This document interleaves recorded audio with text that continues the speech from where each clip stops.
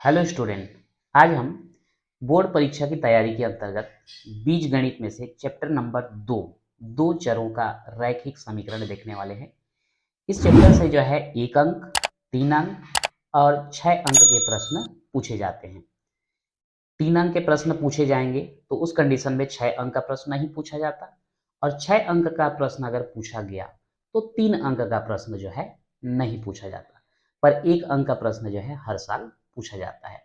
तो आइए देखते हैं प्रश्न। समीकरण हल कीजिए। x धन y बराबर 7 और x ऋण y बराबर ऋण 1 विलोपन विधि से हल करके देखने वाले हैं। चूंकि आप लोग एक बार विलोपन विधि देख चुके हैं, फिर भी एक बार इसमें विलोपन विधि के द्वारा देखते हैं कि समीकरण का हल कैसे होगा। तो x धन y बराबर 7 और x ऋण y बराबर ऋण 1, तो इसको हम समीकरण नंबर दे देते हैं। ये आपका समीकरण 1 हो गया और ये हो गया समीकरण 2।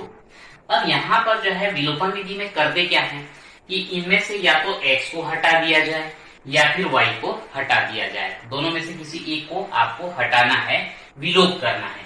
तो फिर x को हटा दोगे तो y का मान आ जाएगा, y को हटा दोगे तो x का मान आ जाएगा। तो यहाँ पर हम देखते हैं कि x और y दोनों में x में जो है यहाँ पर भी गुणांक है, यहाँ पर भी गुणांक है, y में यहाँ पर भी गुणांक है, यहाँ पर भी गुणांक है। तो अगर हम घटा दें तो इसका चिन्ह बदलोगे, x कटने वाला है, और अगर जोड़ दें तो सीधा सीधा y कटने वाला है। तो हम सीधा सीधा जोड़ देते हैं। यहाँ हम लिखेंगे समीकरण 1 व 2 को जोड़ने पर,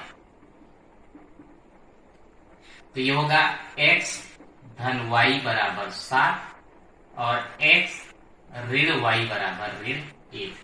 यदि हम जोड़ने की बात कर रहे हैं तो यहाँ पर एक धनात्मक है, एक ऋणात्मक है, दोनों जो है कट जाएगा। x और x यानी कि 1x और 1x जोड़ देंगे कितना, 2x।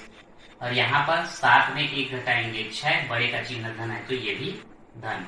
अब यहाँ पर x के साथ 2 का गुणा था, इधर आप क्या हो जाएगा, भाग हो जाएगा। तो 2 से 6 को भाग दे दे, 2 तिया 6। इस प्रकार से x का मान कितना आया, 3। यह मान समीकरण, अब इनमें से किसी में भी आप रख सकते हैं।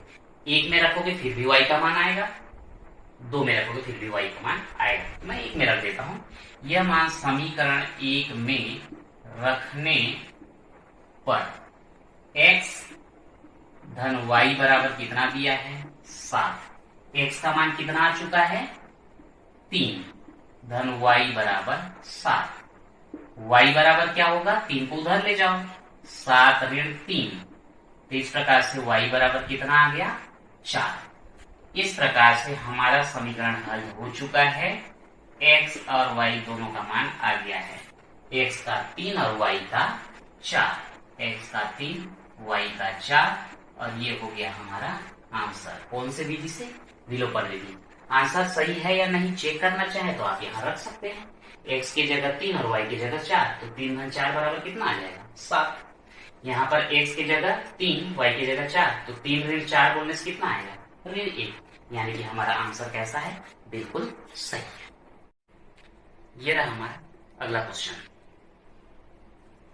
5 वर्ष पूर्व मेरी आयु मेरे पुत्र की आयु की तिगुनी थी।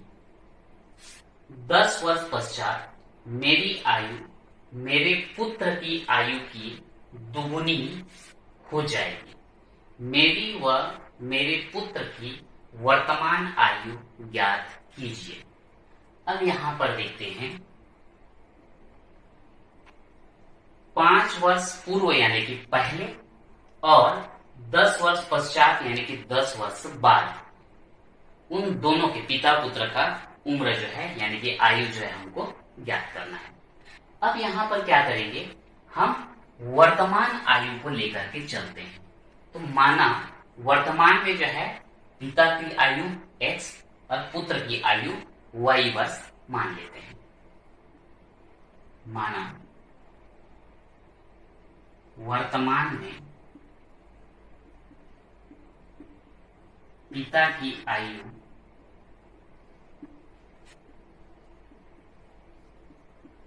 x वर्ष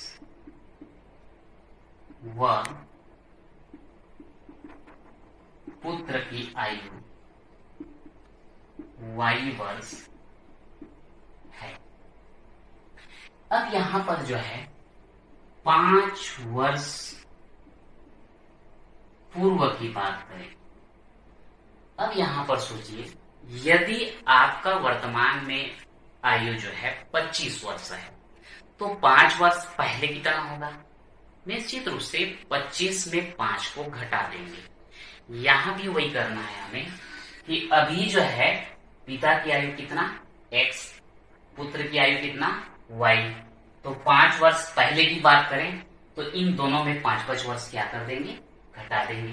तो 5 वर्ष पूर्व पिता की आयु x ऋण 5 वर्ष, पुत्र की आयु y ऋण 5 वर्ष। प्रश्नानुसार अब प्रश्न क्या बोला है? एक तरफ हम पिता का रख देते हैं और एक तरफ जो है पुत्र का रख देते हैं। चूंकि पिता का उम्र और पुत्र का उम्र बराबर नहीं हो सकता, 5 वर्ष पहले बोला गया है कि पिता का जो है कितना है पुत्र से 3 गुना। तो ये 3 गुना मतलब 3 का गुना होगा, पर किधर? पुत्र की तरफ गुना होगा। जैसा यही पर हमको थोड़ा समझना है। एक तरफ हम रखे पिता का उम्र, एक तरफ रखे पुत्र का उम्र। बोला गया है कि पिता का उम्र जो है पुत्र के उम्र से कितना गुना है? 3 गुना है। ये तो ऑलरेडी 3 गुना है, तो 3 का गुना आपको किधर करना पड़ेगा? पुत्र के तरफ। तभी जो है समीकरण कैसा हो जाएगा? बराबर होगा। अब यहां पर इसको हल करते हैं। x ऋण y बराबर ये हो जाएगा 3y ऋण 3 पंचे 15। x 3y को इधर ले आते हैं, ऋण 3y, और इसको जो है उस साइड ले जाते हैं, तो बराबर हो जाएगा ऋण 15 धन 5। आप चाहें तो इधर भी रख सकते हैं। x ऋण 3y बराबर यहाँ कितना आने वाला है? 15 में 5 घटाओगे 10, चिन्ह आएगा ऋण का, तो लेफ्ट हैंड में ले आओ। तो ऋण का लेफ्ट हैंड में लाओगे तो क्या हो जाएगा? धन। ये आपका समीकरण नंबर 1 हो जाता है। x ऋण 3y धन 10 बराबर 0। अब चूंकि जो है जगह कम है, तो हम एक काम करते हैं, ये समीकरण 1 को लिख करके बाकी सबको मिटा देते हैं।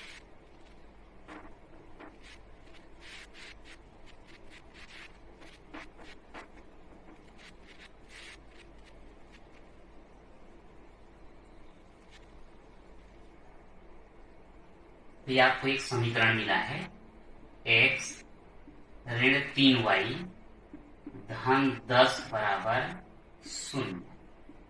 ये पहले स्थिति में है। अब इसके बाद 10 वर्ष पश्चात की बात किया गया है, तो हम यहां पर लिखेंगे 10 वर्ष पश्चात पिता की आयु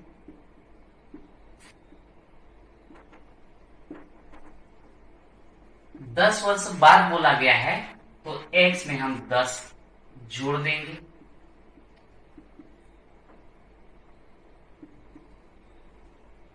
पुत्र की आयु में यहां पर भी हम 10 जोड़ देंगे। लेकिन प्रश्न के अनुसार क्या बोला गया है? हम तो 10 वर्ष बाद उनका उम्र ज्ञात कर लिए, तो एक तरफ पिता का, एक तरफ पुत्र का, तो 10 वर्ष पश्चात जो है मेरी आयु मेरे पुत्र की आयु की दुगुनी हो जाएगा बोल है। तो पुत्र के तरफ हम 2 का गुणा कर देंगे ताकि समीकरण दोनों साइड बराबर हो जाए। तो x धन 10 बराबर हो जाएगा 2y धन 2 दहम 20। ये x 2y को इधर ले आओ और धन 10 ऋण 20 बराबर 0। तो ये होगा x ऋण 2y घटाओगे ऋण 10 बराबर 0, और ये हो जाता है आपका समीकरण नंबर 2। तो मैं ये सारा चीज भी मिटा देता हूं और समीकरण 2 को लिख देता हूं। तो ये आपका आ जाएगा x ऋण 3y, सॉरी x ऋण 2y ऋण 10 बराबर 0। समीकरण नंबर 2। यहाँ पर दो समीकरण प्राप्त हो चुके हैं। चूंकि यहाँ पर x का धनात्मक और दोनों का गुणांक समान है, हम एक काम करते हैं, समीकरण 1 में 2 को घटाने पर x ऋण 3y धन 10 बराबर 0, x ऋण 2y ऋण 10 बराबर 0। चूंकि घटाने की बात किया जा रहा है, चिन्ह बदल देंगे, ये दोनों कैंसिल। ऋण 3y धन 2y घटाएंगे 1y या केवल y बोल सकते हैं। बड़े वाले का चिन्ह ऋण है तो ये भी ऋण, ये दोनों जुड़ जाएंगे। धन 20 बराबर 0, ऋण y बराबर ऋण 20 या फिर y बराबर क्या लिख सकते हैं 20। और y क्या था? पुत्र का आयु। अब ये y के मान को समीकरण 1 में रख देते हैं।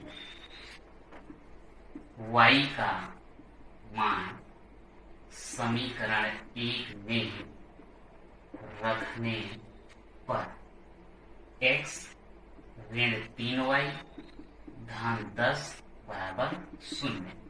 तो x ऋण 3, y की जगह हम कितना रख देंगे 20 धन 10 बराबर 0। ये x ऋण 20 दिया 60 धन 10 बराबर 0। अब दोनों का चिन्ह अलग अलग है, घटाएंगे तो 60 में 10 घटाओ 50, बड़े का चिन्ह ऋण बराबर 0। और x बराबर, इसको राइट साइड ले जाएं तो कितना आ जाएगा 50। अतः पिता की आयु x माने थे बराबर 50, पुत्र की आयु y माना गया था जिसका आया 20। तो इस प्रकार से पिता का उम्र 50 वर्ष और पुत्र का कितना 20 वर्ष, और ये हो जाता है हमारा आंसर। तो इस प्रकार से जो है पिता और पुत्र दोनों की आयु हम ज्ञात कर चुके हैं।